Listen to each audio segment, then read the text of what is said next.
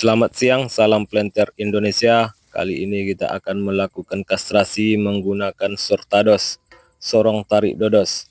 Mari kita simak dan kita perhatikan. Semoga bermanfaat untuk kita khususnya petani sawit Indonesia.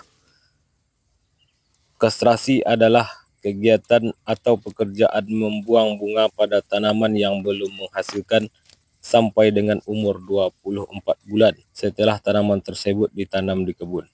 Bunga pada tanaman kelapa sawit muncul setelah tanaman ini berumur 14 bulan.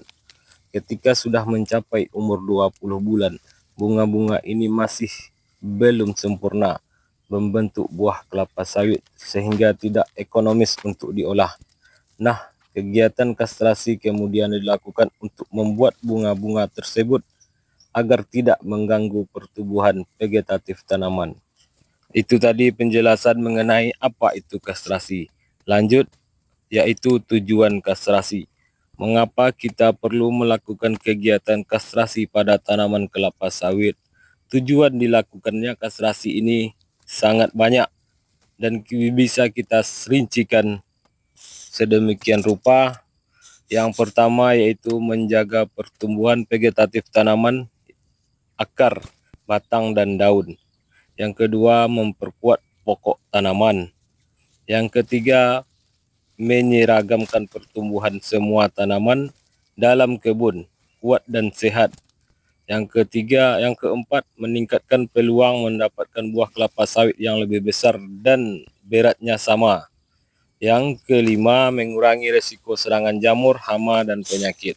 Setelah kita tahu apa itu tujuan kastrasi, lanjut kita akan menjelaskan bagaimana cara mengerjakan kastrasi. Berikut ini cara mengerjakan kastrasi pada tanaman kelapa sawit yang belum menghasilkan atau sering disingkat dengan TBM. Yang pertama yaitu kegiatan kastrasi mulai dikerjakan jika ada lebih dari 50% pokok tanaman kelapa sawit dalam satu hamparan yang telah mengeluarkan bunga jantan dan bunga betina.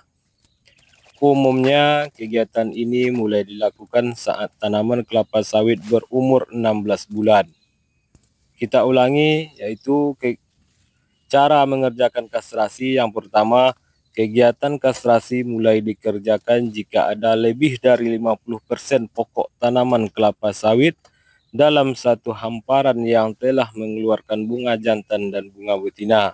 Umumnya kegiatan ini mulai dilakukan saat tanaman kelapa sawit berumur 16 bulan. Yang kedua, pengerjaan kastrasi yang pekerjaan kastrasi yang terakhir dilakukan 6 bulan sebelum rencana panen. Kastrasi dilakukan 2 bulan sekali sampai tanaman kelapa sawit berumur 20 bulan. Kita ulangi, kastrasi dilakukan 2 bulan sekali sampai tanaman kelapa sawit berumur 20 bulan. Pada kegiatan terakhir kastrasi, bunga jantan tidak perlu dibuang karena akan digunakan sebagai media pengembang. Maksudnya media pengembang Eladobius camerunicus, yaitu jenis kumbang yang dapat membantu penyerbukan bunga kelapa sawit. Bunga jantan juga tidak boleh dibuang di daerah bukaan baru yang belum memiliki tanaman kelapa sawit yang menghasilkan. Tujuannya sama, yaitu mendorong perkembangbiakan Eladobius camerunicus atau jenis kumbang yang dapat membantu penyerbukan bunga kelapa sawit. Anda sudah memahami apa itu kastrasi kelapa sawit, tujuannya dan juga cara pengerjaannya. Pemeliharaan tanaman dengan kastrasi hanya salah satu bagian penting dalam budidaya kelapa sawit. Masih banyak pekerjaan penting yang lainnya yang perlu dikelola dengan baik, seperti pemeliharaan bahan tanaman, pembenihan, penanaman, sampai dengan nanti pemanenan. Jadi di video kali ini kita cukup menjelaskan yaitu apa itu kastrasi, apa itu tujuan kastrasi, dan bagaimana cara mengerjakan kastrasi. Kita ulangi lagi penjelasan kastrasi pada tanaman kelapa sawit, yaitu adalah kegiatan membuang bunga jantan dan bunga betina dan buah yang belum sempurna pada tanaman kelapa sawit. Kastrasi dilakukan untuk mendukung pertumbuhan vegetatif tanaman seperti akar, batang, dan pelepah. Jadi, pertumbuhan vegetatif tanaman itu terdiri dari 3, yaitu akar, batang, dan pelepah. Kastrasi kelapa sawit dilakukan pada saat tanaman mulai berbunga, kawan-kawan. Biasanya pada umur 18 bulan sampai 24 bulan. Ada juga orang yang mengerjakan kastrasi ini dari umur 16 bulan sampai umur 20 bulan. Jadi terserah kita menggunakan yang mana. Yang jelas kastrasi pada tanaman kelapa sawit ini sangat perlu dibuat dan dilakukan.